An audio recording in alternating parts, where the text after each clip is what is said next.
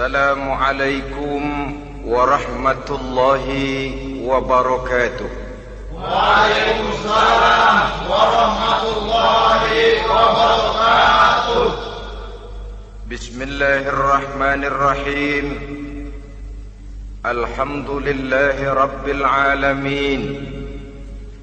Wassalatu wassalamu ala ashrafil anbiya'i wal mursalin, imamil muttaqin, sayyidil ghurril muhajjalin, wa ala alihi wa ashabihil mujahidin at-tahirin, amma ba'du. Saudara-saudara kaum muslimin rahimakumullah, sesungguhnya gaya hidup seseorang sangat ditentukan oleh cara bagaimana dia memandang hidup ini. Dengan kata lain, bagaimana seseorang memandang hidup, begitulah dia akan hidup. Oleh sebab itu, untuk mengubah keadaan seseorang harus diawali lebih dahulu dengan mengubah caranya memandang kehidupan ini. Itulah sebabnya dalam surah Ar-Ra'd ayat 11 Allah Subhanahu wa ta'ala menjelaskan, Innallaha la yughayyiru ma biqaumin hatta yughayyiru ma bi anfusihim. Allah Subhanahu wa ta'ala tidak akan mengubah nasib dan keadaan satu kaum sampai kaum itu berusaha mengubah apa yang ada di dalam diri mereka sendiri. Yang ada di dalam diri itu tentu tidak lain adalah rule of thinking, bahasa kerennya state of mind, kata orang Kulon, cara berpikir, cara memandang kehidupan yang akan sangat mewarnai cara orang menjalani kehidupan itu sendiri. Oleh karena itu, pada pertemuan kali ini kita akan membicarakan tentang dasar dan tujuan hidup dari seorang muslim di dalam kehidupan ini. Yang pertama, tentang dasar dan landasan hidup. Seorang muslim tak dapat lain mendasarkan kehidupannya dengan Islam. Di dalam mendasari kehidupan dengan Islam ini, Allah Subhanahu wa ta'ala menuntut, Ya ayyuhalladzina amanu dkhulu fis silmi kafah. Hai orang-orang yang beriman, masuklah kamu ke dalam Islam itu secara total, secara utuh, secara seluruhnya. Jangan separuh-separuh, jangan sepotong-sepotong. Mendasari hidup dengan Islam artinya menjadikan Islam sebagai way of life, sebagai rule of thinking, sebagai state of mind di dalam kita memecahkan problema-problema kehidupan, sehingga tidak satu persoalan hidup yang bagaimanapun kecilnya sekalipun yang tidak tersentuh oleh nilai-nilai ajaran agama Islam ini. Kemudian di dalam mendasarkan hidupnya dengan Islam, ia mempunyai satu keyakinan. Pertama, Islam sebagai dasar hidupnya adalah agama yang sesuai dengan fitrah daripada manusia. Allah Subhanahu wa ta'ala pencipta manusia. Allah Subhanahu wa ta'ala yang menurunkan agama Islam. Oleh sebab itu, tentu saja seluruh konsepsi Islam ini sudah diukur sedemikian rupa sesuai dengan kemampuan yang dimiliki oleh manusia. Secara logika bisa kita katakan, pabrik mobil di Jerman misalnya bikin mobil namanya Mercy. Seiring dengan itu dikeluarkannya buku petunjuk. Mobil ini bernama Mercy, kecepatan maksimal sekian ratus kilometer per jam, daya angkutnya sekian ratus kilogram, kalau rusak memperbaikinya ini onderdilnya itu umpamanya. Karena pabriknya yang bikin mobil, lalu pabriknya juga yang mengeluarkan buku petunjuk, tentu buku itu sesuai benar untuk mobilnya. Dan logika mengatakan tidak bisa kita punya mobil Mercy rusak, kita perbaiki dengan menggunakan buku petunjuk yang dikeluarkan oleh pabrik mobil Fiat.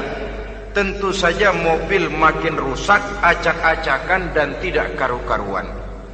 Ini artinya, jikalau manusia ingin baik, jikalau manusia ingin mencapai sesuatu yang bernama bahagia, dia harus mengikuti petunjuk yang dikeluarkan oleh yang menciptakan manusia.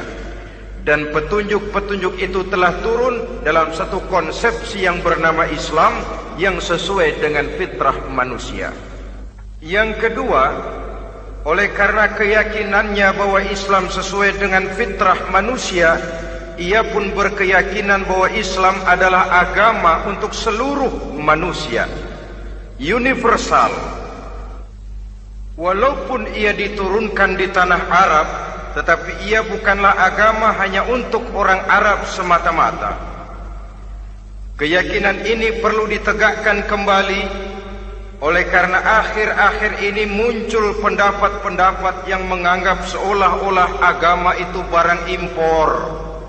Persilahkan saja kalau memang itu merupakan keyakinannya, tetapi menganggap agama sebagai barang impor sungguh merupakan satu kekeliruan yang sangat besar.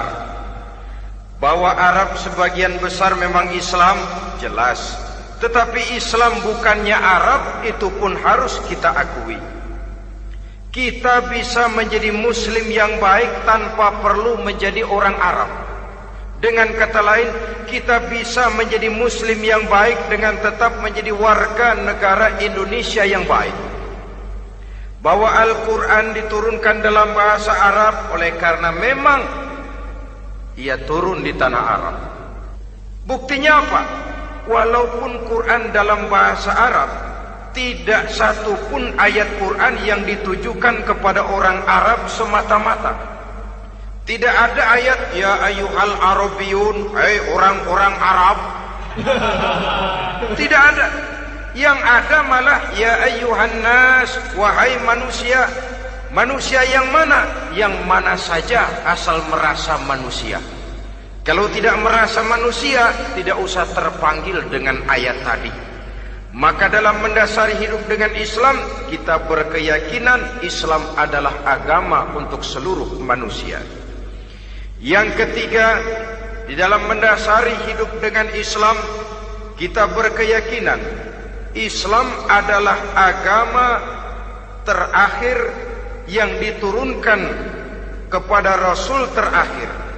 Tidak ada Rasul dan Nabi sesudah Nabi Muhammad, dan tidak ada agama lagi sesudah agama Islam. Dasar-dasar keyakinan ini melembaga dalam pribadi kita, membentuk satu keyakinan yang mendasari kehidupan ini, sehingga tidak satu problema yang bagaimanapun kecilnya dalam kehidupan yang tidak tersentuh oleh nilai-nilai Islam.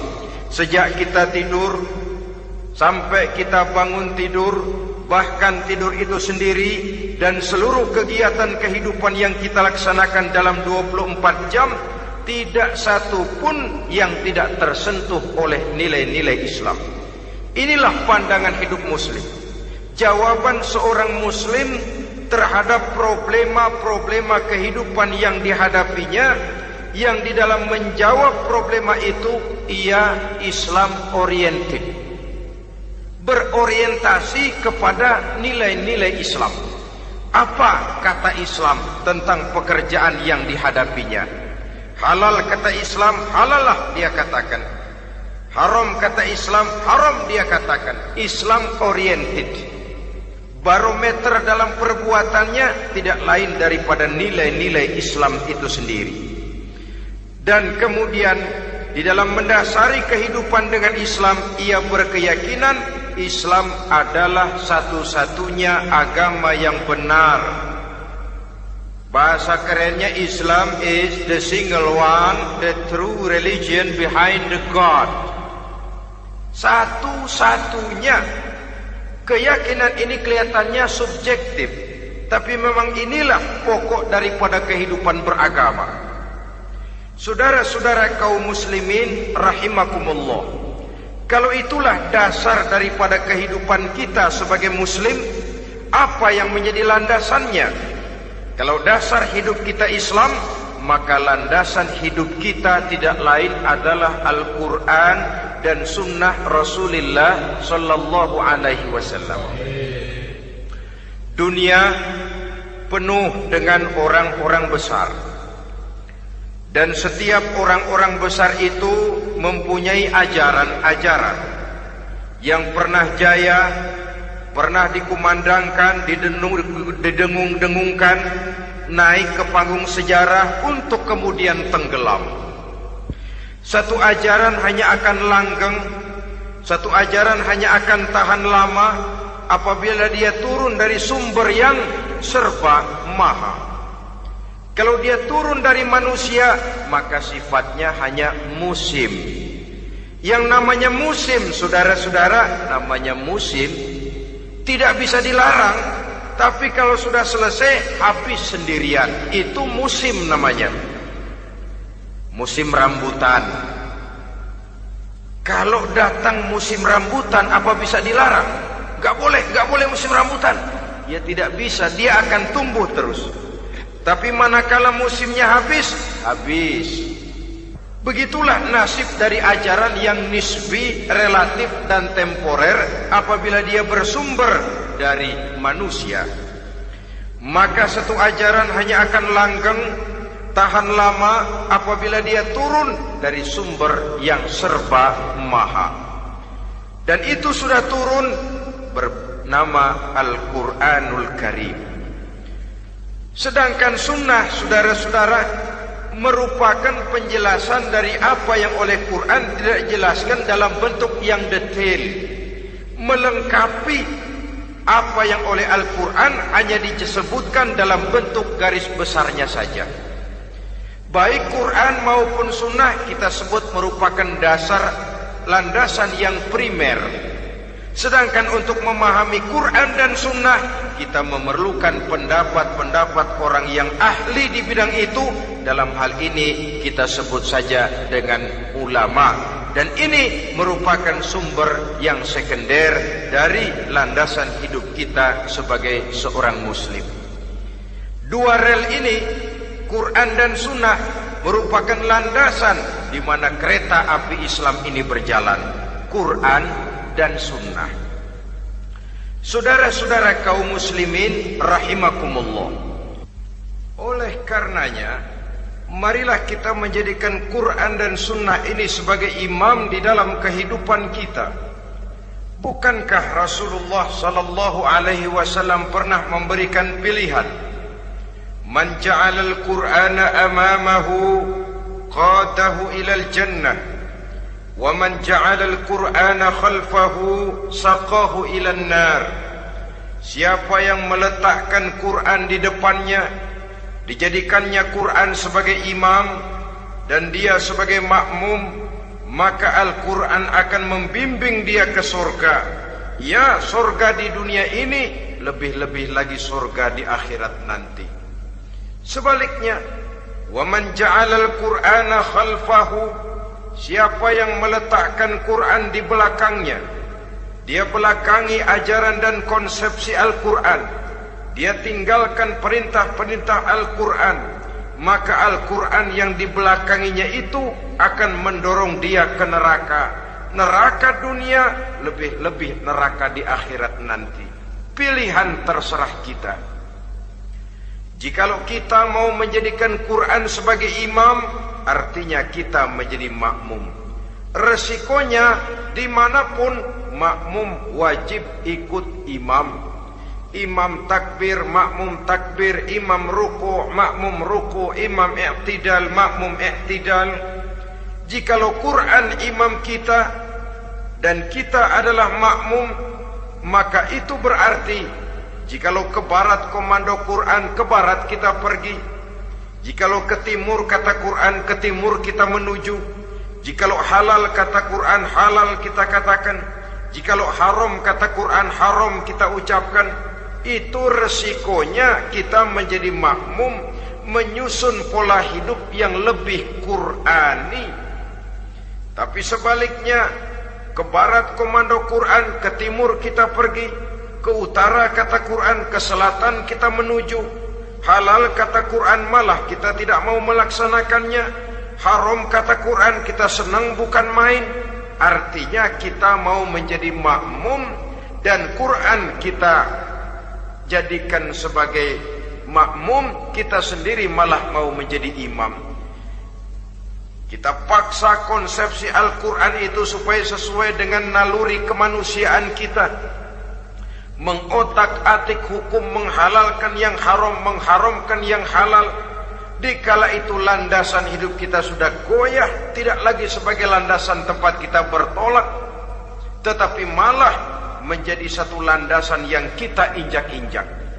Sesungguhnya saudara-saudara, Quran tidak akan membawa berkah, tidak akan menjadi rahmatun wa syifaun lil mu'minin, menjadi penyembuh, menjadi rahmah bagi orang-orang beriman, apabila yang kita baca itu kita injak-injak di dalam kehidupan. Upaya menyusun hidup yang lebih Qurani ini seiring dengan usaha kita menjadi warga negara yang baik. Yang saya katakan di awal tadi, tidak saling dan tidak harus saling bertentangan. Jadi dengan demikian, dasar hidup kita sebagai muslim adalah Islam, dan landasan hidup kita tidak lain adalah Al-Quran dan sunnah Rasulullah sallallahu alaihi wasallam. Ini landasan tempat kita bertolak. Ini yang mewarnai gaya kehidupan kita. Apapun yang mau kita lakukan, tempat kita bertanya lebih dahulu Quran dan sunnah. Saya mau melakukan pekerjaan ini, apa kata Quran? Saya mau pergi ke tempat ini, apa kata Quran? Saya mau berusaha dengan mengerjakan perusahaan ini, apa kata Quran? Merupakan landasan daripada kehidupan kita. Ini yang saya katakan tadi, membentuk rule of thinking, state of mind, bahwa gaya kehidupan kita diwarnai oleh landasan hidup yang bertumpu pada ajaran Al-Quranul Karim dan sunnah Rasulullah sallallahu alaihi wasallam. Baiklah ya, ini yang pertama tentang dasar dan landasan hidup. Yang kedua tentang tujuan hidup. Kalau sudah ada landasan tempat kita bertolak, lalu kemana pantai yang akan kita tuju? Mau apa sih kita hidup ini? Berleha-leha, menjalani acara rutin, bangun tidur sampai tidur lagi, kemudian besok begitu lagi, sampai menunggu datangnya sang ajal? Atau ada satu tujuan yang akan kita capai di dalam kehidupan ini? Apabila kita teliti, maka Al-Quran mengajarkan tujuan hidup setiap muslim pada dasarnya ada dua. Pertama, kita sebut saja tujuan jangka pendek. Tujuan jangka pendek itu sasarannya dunia sekarang ini. Bentuknya horizontal. Targetnya agar setiap pribadi muslim menjadi rahmatan lil alamin, rahmah bagi lingkungannya. Inilah yang oleh agama dinamakan hablum minan nas, yang isinya adalah ilmu dan peradaban. Jadi dunia dan seluruh isinya merupakan tujuan jangka pendek saja. Untuk mencapai tujuan jangka pendek, dunia dan seluruh isinya, unsur penunjangnya adalah pendidikan, pengalaman, atau nasib. Makin tinggi pendidikan, makin mudah menjangkau hidup. Makin banyak pengalaman, makin mudah menguasai dunia. atau karena faktor nasib.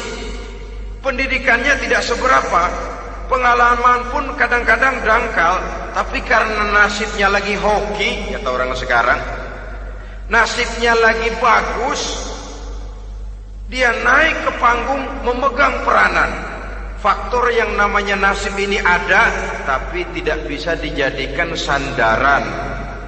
Untuk menjangkau dunia dan seluruh isinya, unsur penunjangnya pertama pendidikan, yang kedua pengalaman, yang ketiga faktor nasib. Oleh karena itu, apabila kita ingin mudah mencapai dunia, yang pertama harus kita laksanakan bagaimana menempuh satu pendidikan. Di zaman sekarang orang terangsang untuk hidup dalam pola yang oleh orang-orang priangan disebut hardolin. Saudara tahu hardolin? Itu potongan dari dahar modal ulin.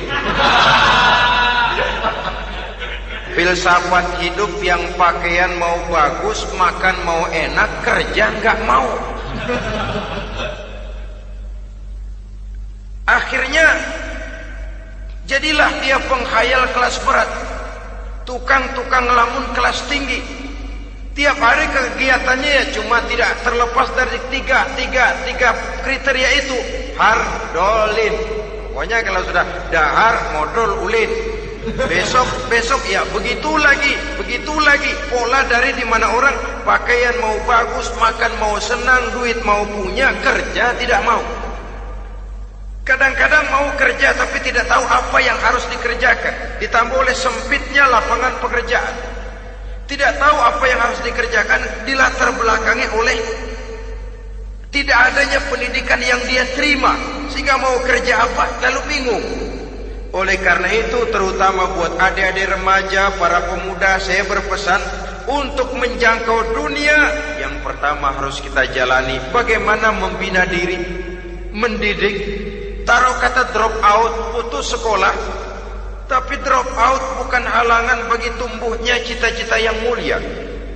Bahkan ada orang bilang many a great man starts as a newspaper boy. Banyak orang-orang besar yang memulai pekerjaannya dagang koran. Putus sekolah bukan merupakan halangan bagi tumbuhnya cita-cita yang mulia.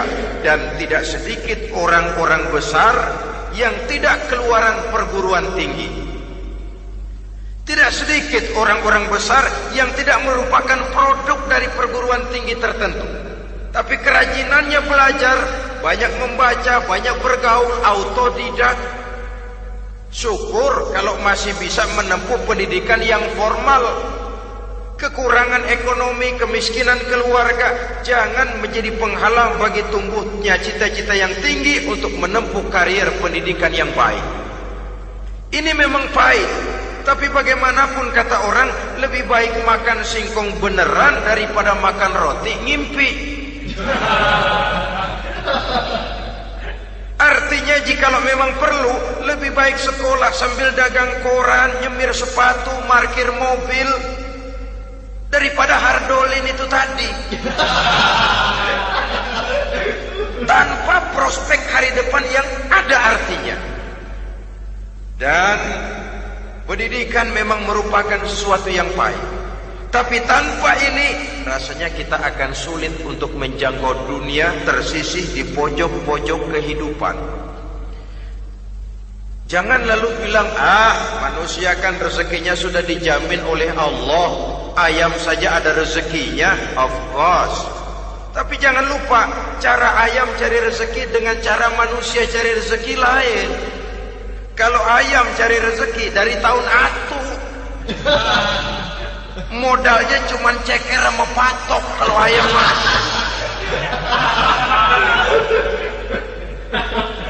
Asal bisa nyeker, bisa matok, ayam dapat rezeki. Pokoknya kertok dah. Tapi manusia cari rezeki, dia harus cari lapangan kerja. Lapangan kerja sulit. Sudah dapat lapangan kerja, harus punya keahlian. Untuk memperoleh keahlian, harus dengan pendidikan. Berhadapan lagi dengan saingan-saingan, karena pasaran tenaga kerja Tiap tahun puluhan kalau tidak ratusan ribu pasaran tenaga kerja yang masuk lapangan kerja. Ini kenyataan. Semakin ke depan oleh tingginya tensi ekonomi, oleh persaingan hidup yang makin tajam, oleh makin menggejalanya pola pikir industrialis yang membuat manusia individu, nilai-nilai semacam ini akan terasa makin berat. Oleh karenanya, tanpa pendidikan sulit untuk menjangkau dunia. Yang kedua, pengalaman, tenaga expert. Sehingga orang mengatakan experience is the best teacher. Pengalaman adalah guru yang paling bijaksana. Dengan pengalaman kita makin dewasa. Dan orang sering mengatakan kegagalan hakikatnya adalah keberhasilan yang tertunda. Jangan takut gagal, kalau itu akan mengantarkan kita kepada pola hidup yang lebih dewasa, lebih tegar, lebih sanggup menghadapi kesulitan-kesulitan. Dan faktor yang ketiga, nasib. Kadang-kadang orang pendidikannya tidak ada, kadang-kadang pengalamannya tidak seberapa, tapi karena nasib, engkongnya misalnya jadi komandan Hansip, dia naik jadi anggota Hansip. Itu karena faktor nasib saja. Yang ketiga ini ada, tapi tidak bisa dijadikan sandaran dalam arti bahwa kita lalu mengandalkan nasib. Lo nanti udah gede mau jadi apa? Gua sih gimana nasib aja dah. Jadi orang syukur, jadi gembel nasib. Tidak bisa kita menghadapi hidup dalam satu alur spekulasi. Tidak bisa kita menjalani skenario kehidupan ini dengan bersikap untung-untungan. Karena kehidupan walaupun tidak bisa dipastikan, paling kurang bisa dirancang, bisa direncanakan, bisa ditargetkan, bisa dianalisa kemungkinan-kemungkinannya. Walaupun tidak bisa dipastikan, tapi bisa diperhitungkan. Sebagai manusia yang terikat oleh causality, oleh hukum sebab akibat, sewajarnya kita memperhitungkan kemungkinan-kemungkinan itu. Kira-kira 5, 10, 15 tahun yang akan datang, sejauh mana kesulitan-kesulitan dalam kehidupan ini, sejauh mana persaingan dalam hidup, sejauh mana tenaga kerja dibutuhkan, sejauh mana keahlian dan skill menunjang ke arah itu. Kalau tidak, kita akan tersisih di sudut-sudut kehidupan untuk lebih banyak jadi penonton daripada menjadi pemain. Padahal kita ingin jadi pemain, kita ingin aktif, kita ingin punya peranan karena kita oleh agama dituntut menjadi rahmatan lil alamin, menjadi rahmah bagi lingkungan di mana kita tinggal, mewarnai lingkungan, bukan cuma diwarnai oleh lingkungan itu sendiri. Itu tadi tujuan jangka pendek sebagai tujuan yang pertama. Yang kedua, tujuan jangka panjang. Tujuan jangka panjang ini sasarannya adalah akhirat. Bentuknya vertikal, targetnya adalah mardotillah atau ridho daripada Allah. Dan ini yang oleh agama dinamakan dengan hablum minallah, tali vertikal yang menghubungkan manusia langsung dengan Tuhannya. Untuk mencapai tujuan jangka panjang akhirat ini, unsur penunjangnya adalah prestasi ibadah. Kalau untuk tujuan jangka pendek, dunia dan seluruh isinya, pendidikan, pengalaman, dan nasib memegang peranan yang sangat penting, maka untuk akhirat, pendidikan, pengalaman, nasib tidak punya pengaruh banyak. Unsur penunjangnya adalah prestasi ibadah. Bagaimanapun tinggi pendidikan, bagaimanapun banyak pengalaman, tanpa prestasi ibadah, nol besar kita dalam pandangan Allah Subhanahu wa ta'ala. Saudara-saudara kaum muslimin rahimakumullah, itu sebabnya seorang muslim sholat, puasa, haji, zakat, yang kalaupun ada target dunia itu cuma side effect saja, sekedar satu efek sampingan. Target utamanya tetap tujuan jangka panjang, akhirat dan ridho Allah. Kenapa kita sholat? Untuk mencari ridho Allah. Kenapa kita laksanakan ibadah haji? Untuk mencari ridho Allah. Kita bangun di keheningan malam untuk mencari ridho Allah. Kalau ada akibat dunia, itu cuma akibat sekunder saja. Ada misalnya orang karena tekun ibadah rezekinya lancar, itu baru persekot, baru tanda jadi. Kadang-kadang persekotnya saja sudah nikmat kok, apalagi cashnya, kontannya. Sebaliknya kalau ada orang rajin ibadah rezekinya seret, jangan jadi alasan. Kok lu nggak sembahyang? Alah, tetangga gua rajin sembahyang melarat terus. Ya memang sholat itu bukan dengan target dunia, target akhirat, saudara-saudara. Oleh sebab itu, seorang muslim adalah seorang yang berpandangan luas, berjiwa lapang. Maksudnya apa? Tujuan jangka pendek dan jangka panjang ini harus dia raih kedua-duanya. Ini yang oleh Al-Quran diajarkan agar setiap muslim mencapai fid dunya hasanah wa fil akhirati hasanah. Kebaikan di dunia, kebaikan di akhirat, itu arti hasanah. Jangan macam orang dulu, punya istri dua pergi haji. Yang satu yang muda istrinya namanya Hasanah, yang satu namanya Khadijah. Waktu tawaf keliling Ka'bah, si suami ini nggak bisa doa apa-apa kecuali Rabbana Atina itu. Tiap putaran Rabbana Atina fid dunya hasanah wa fil akhirati hasanah. Putaran kedua Rabbana Atina fid dunya hasanah wa fil akhirati hasanah. Ini istri tuanya yang namanya Khadijah dengerin aja. Akhirnya di satu saat dia colek suaminya, "Bang, mentang-mentang Hasanah bini muda disebutin melulu, saya dong disebutin dalam doa." "Iya deh, ntar putaran selanjutnya." Suaminya blow on juga. Putaran kedua dia baca Rabbana Atina fid dunya hasanah wa fil akhirati Khadijah.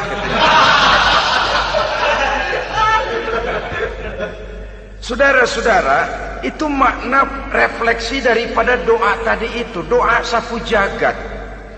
Kita ingin fid dunya hasanah wa fil akhirati hasanah. Tujuan jangka pendek dunia tercapai, tujuan jangka panjang akhirat dan ridho Allah juga tergapai. Oleh sebab itu Al-Quran menjelaskan, wabtaghi fima atakallahu ad-daral akhirah wa la tansa nasibaka minad dunya. Dengan karunia yang diberikan Allah kepadamu, carilah bahagia akhirat.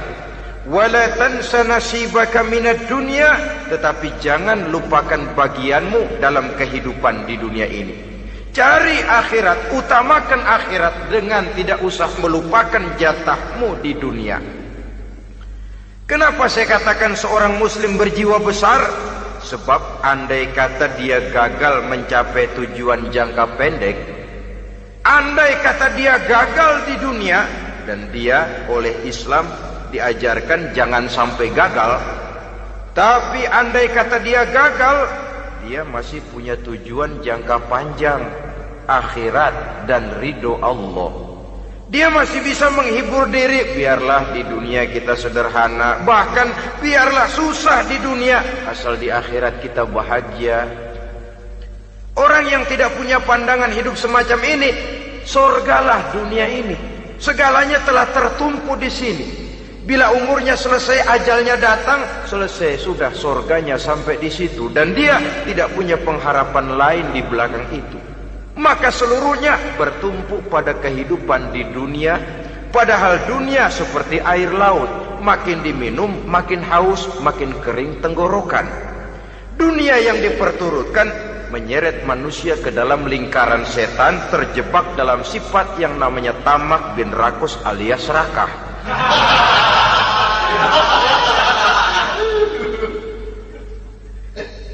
Andai kata dia gagal untuk tujuan jangka pendek, dia masih punya tujuan jangka panjang, akhirat. Dia masih sanggup berkata, biar di dunia kita sederhana, bahkan biar kebelangsak sengsara susah di dunia, asal di akhirat kita bisa bahagia. Kan masih ada harapan. Yang paling bangpak, paling rusak betul, sudah di dunia sengsara, di akhirat celaka.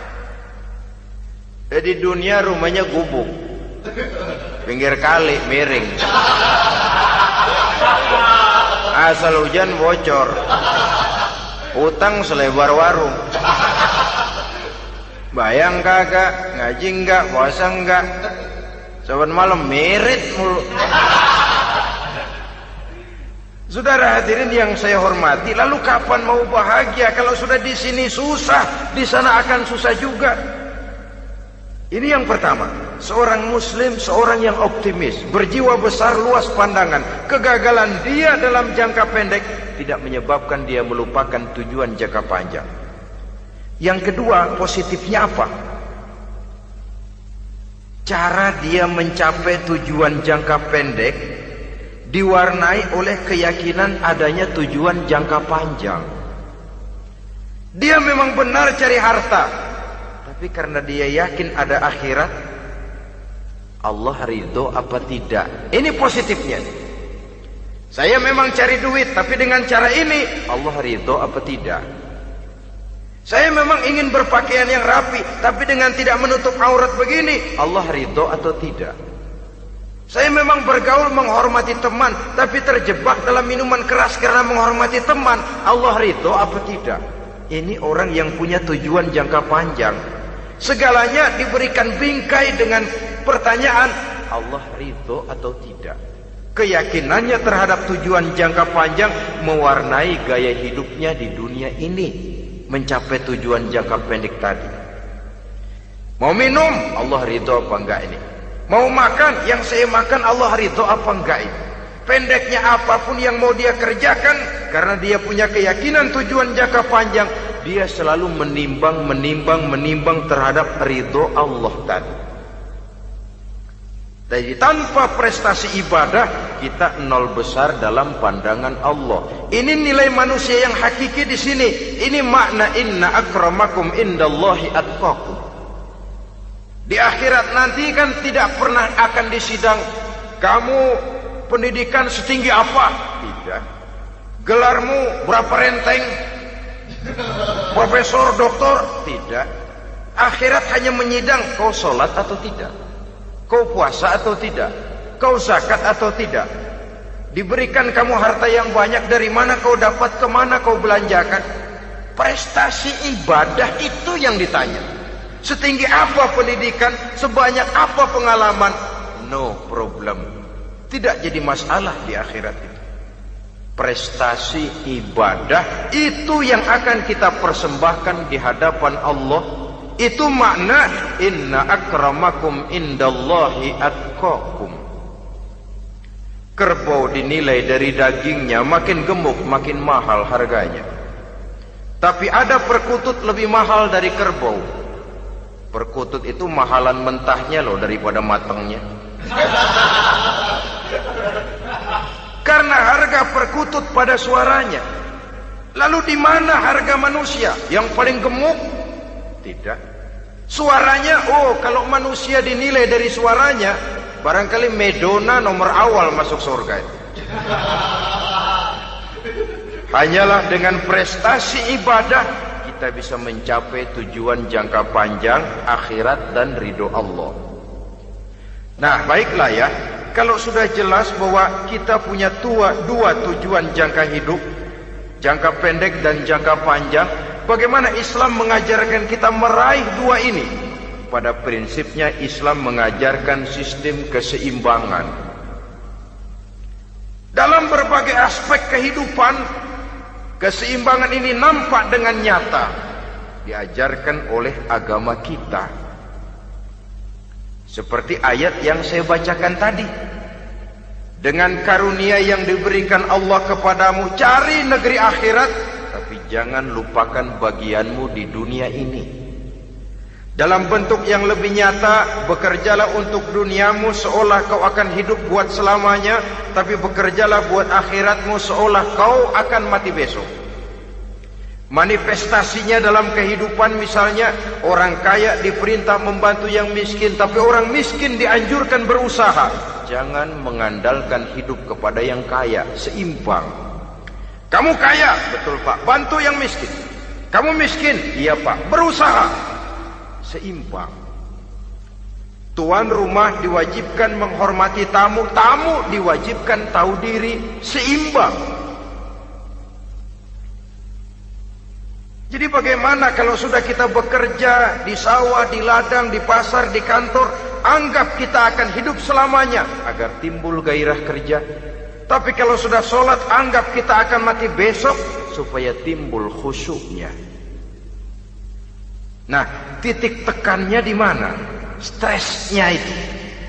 Walaupun Islam mengajarkan sistem keseimbangan, tapi Al-Quran tetap menggarisbawahi walal akhiratu khairul laka minal, bahwa bagaimanapun seimbangnya, akhirat itu lebih utama daripada dunia.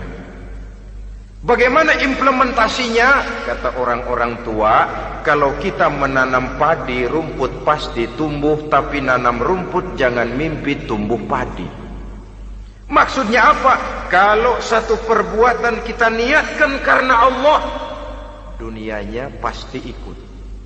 Tapi kalau satu perbuatan diniatkan karena dunia semata-mata, akhirat akan hilang. Sebab itu, biasakanlah berbuat sesuatu baik untuk tujuan jangka pendek, lebih-lebih untuk tujuan jangka panjang, dengan motif lillahi ta'ala. Jadi saya ulangi, satu perbuatan kalau sudah diniatkan karena Allah, dunia biasanya ikut. Tapi kalau diniatkan karena dunia semata-mata, akhirat akan luput. Padahal itu titik tekannya, walal akhiratu khairul laka minal ula. Saudara-saudara kaum muslimin rahimakumullah, ini tujuan hidup. Jadi landasan tempat kita bertolak sudah jelas, pantai yang akan kita tuju dalam kehidupan ini juga sudah nyata. Kita ingin mencapai apa yang dinamakan fid dunya hasanah wa fil akhirati hasanah. Untuk itu perlu ada keseimbangan, tetapi titik tekannya tetap akhirat lebih utama daripada kehidupan dunia ini. Sekarang kalau sudah ada dasar hidup, sudah ada tujuan yang akan kita capai, tentu harus ada alat untuk mencapainya. Semuanya perlu sarana. Bahkan pada hakikatnya dalam kaidah usul fikih, para ulama mengajarkan lil wasail hukmul maqasid. Sarana dan tujuan hukumnya sama. Ini mestinya mendidik umat Islam jadi pinter. Jangan cuma berpikir melaksanakan satu pekerjaan, tapi juga berpikir menciptakan sarana untuk terwujudnya pekerjaan itu. Misalnya umat Islam wajib pergi haji kalau mampu, kan begitu toh? Kalau dia umat Islam Indonesia, tentu pergi hajinya ke Mekah. Mekah, Jeddah, Mekah, Indonesia, perlu sarana angkutan untuk sampai ke sana. Kapal laut, kapal udara. Artinya umat Islam harus maju di bidang teknologi, bisa menciptakan pesawat, bisa menciptakan kapal laut, sarana yang akan menyampaikan dia untuk bisa melaksanakan ibadah haji. Selama ini kita bertumpu kepada pemikiran, pokoknya kan yang penting gue pergi haji pakai apa, kayak gue punya duit. Dari segi pribadi memang barangkali begitu, tapi sebagai umat yang harus mencapai kemajuan, apabila diperintahkan melaksanakan sesuatu, kita pun hakikatnya dituntut menciptakan sarana untuk menunjang pelaksanaan sesuatu itu sendiri. Agama mengajarkan an-nazafatu minal iman, kebersihan sebagian daripada iman. Siapa yang menciptakan mesin cuci? sabun-sabun keras, deterjen, rinso dan lain sebagainya. Siapa yang menciptakan air condition, pembersih ruangan? Kita hanya berpikir pokoknya kan bersih, mau pakai apa kek. Kita jarang yang berpikir kepada pewujudan teknologi modern untuk menerjemahkan hadis itu. Syukurlah belakangan ini sudah muncul teknokrat muslim yang dijiwai oleh semangat Al-Quran, membuka tabir rahasia konsepsi Islam di lapangan teknologi modern, yang makin lama makin menunjukkan tuntutan kebutuhan daripada umat itu sendiri. Dengan demikian, apabila ada tujuan hidup, kita memerlukan alat untuk mencapai tujuan tadi. Supaya tujuan fid dunya hasanah wa fil akhirati hasanah tercapai, apa alat yang harus kita pakai? Kita lihat surah At-Taubah ayat 111 memberikan jawaban. Innallaha ashtara minal mu'minina anfusahum wa amwalahum bi anna lahumul jannah. Sesungguhnya Allah telah membeli dari orang-orang beriman diri mereka, harta mereka, bahwa sesungguhnya bagi mereka adalah surga. Coba kita simak ayat ini sejenak, akan nampak dengan jelas bahwa ayat ini hakikatnya merupakan satu transaksi yang nyata benar antara kita dengan Allah. Transaksi jual beli sudah terjadi, dan itu langsung dengan Allah, tertuang dalam pernyataan Quran. Pembeli Allah, penjual kita orang-orang beriman, dagangannya adalah anfus dan amwal, harganya adalah surga. Itu sudah tanda tangan pernyataan kita siap jual beli ya Allah. Apalagi baiat kita apa? Inna solati wa nusuki wa mahyaya wa mamati lillahi rabbil alamin. Solatku, ibadahku, hidup dan matiku cuma untuk Allah Tuhan seluruh sekalian alam. Minimalnya 5 kali sehari semalam baiat ini kita ulang dan kita ulang. Kenapa lalu kita tidak konsekuen? Dalam konteksnya dengan persoalan, maka alat hidup kita itu ada 2. Pertama, anfus. Ini bentuk mufrad dari jamaknya, bentuk jamak dari mufrad nafsun. Biasa diterjemahkan dengan diri. Yang dimaksud dengan diri adalah kepribadian. Yang dimaksud dengan kepribadian ialah kekayaan yang kita miliki dalam kepribadian kita. Artinya bisa tenaga, pikiran, konsep, gagasan, wewenang, ide, pangkat, jabatan, kemampuan, keahlian, skill, itu semuanya masuk ke dalam anfus, diri. Sedangkan amwal bentuk jamak dari mufrad malun, biasa diterjemahkan dengan harta. Pengertian di sini ialah seluruh bentuk-bentuk materi yang berada di bawah kekuasaan kita. Bisa rumah, bisa uang, bisa tanah, bisa kebun, bisa pabrik, bisa peternakan, itu semuanya amwal. Nah, baik anfus maupun amwal, diri, tenaga kek, pikiran kek, harta kek, pangkat kek, jabatan kek, wewenang kek, keahlian kek, untuk tujuan jangka pendek harus jadi rahmah bagi lingkungan. Untuk tujuan jangka panjang harus menunjang jalan menuju ridho Allah. Jadi kalau pangkat kita menjauhkan kita dari ridho Allah, itu bukan nikmat tuh, azab. Punya pangkat bukan melakukan kebaikan, malah melakukan kejahatan, setidak-tidaknya berdiri di belakang kejahatan, melindungi perbuatan-perbuatan munkar. Dalam kelas kakap melindungi korupsi, dalam kelas teri jadi backing tukang koprok. Umpamanya itu sudah menyalahi alat tidak digunakan untuk mencapai tujuan. Itu untuk tujuan jangka pendek. Lalu amwal, harta, uang, tanah, rumah, kebun, untuk tujuan jangka pendek harus menjadi rahmah bagi lingkungan.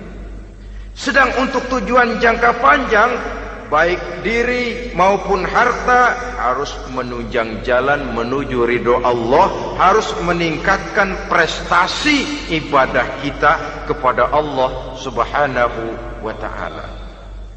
Malah yang namanya amwal ini tanggung jawabnya lebih berat loh saudara. Kalau saudara diberikan ilmu, sidang akhirat cuma satu. Ilmumu kau amalkan untuk apa? Saudara diberikan umur panjang, pengadilan akhirat cuma bertanya satu, umurmu kau habiskan di mana? Tapi saudara diberikan harta, pertanyaan akhirat dua, hartamu kau dapat dari mana? Kau belanjakan kemana? Dari mananya dan kemananya ditanya, depan belakang. Kadang-kadang kan ada orang hartanya didapat dari jalan yang halal, dibelanjakan di jalan haram. Kerja peras keringat banting tulang setengah mati, begitu dapat duit beli buntutan, muter-muter kertas cari kode.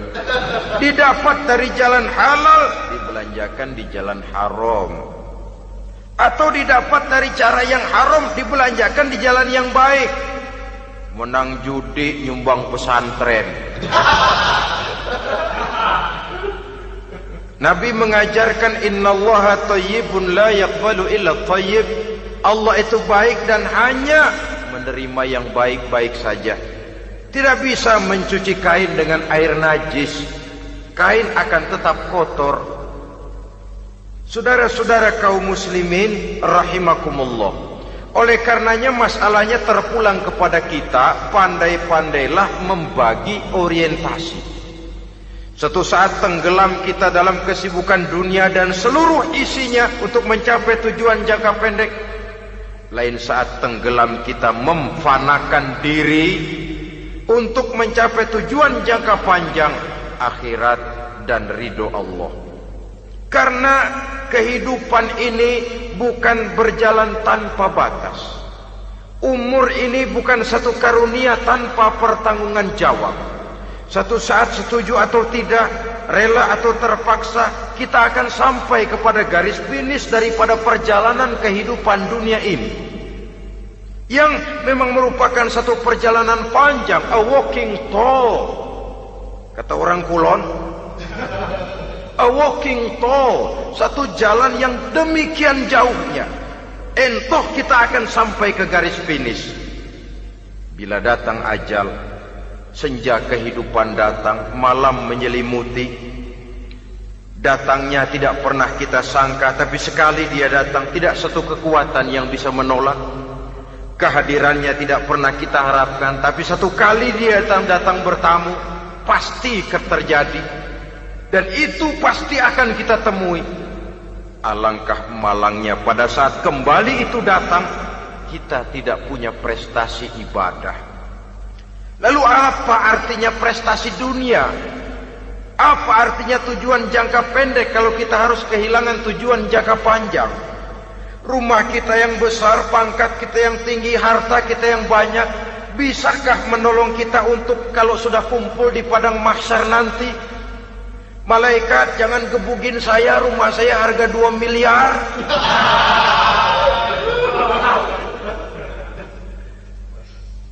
Sudahlah malaikat, damai saja, itu Rolls Royce saya. Pakai saja malaikat, pakai. Kata malaikat, gue budak, gue nggak butuh gituan.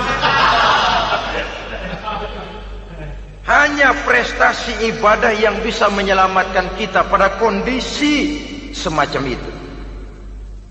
Jadi oleh karena itu saudara-saudara, biar di dunia ini rumah kita besar, mobil bagus, uang banyak, pabrik ada, usaha lancar, asal di akhirat masuk surga aja. Gak apa-apa.